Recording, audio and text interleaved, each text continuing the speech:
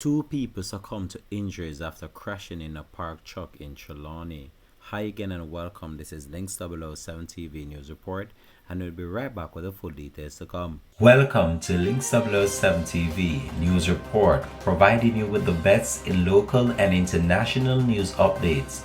This is a place where you can get the most reliable and informative news information. Links 007 TV News Report.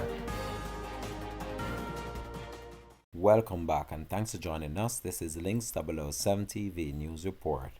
A man and a woman succumbed to injuries they sustained in a motor vehicle accident in Trelawny during the wee hours of Sunday morning. The police have not yet released their identities. Reports are that around 3 a.m., a motor car was traveling on the Wilshire Main Road near the border of Trelawny and St. James when it collided in a parked truck. A man and a woman who were both passengers in the car succumbed to injuries on the spot, while the driver was reportedly taken to hospital in critical condition. The Falmouth police are investigating. Links 007 TV will continue to track this story and provide you with more information to come on this. Thanks for watching.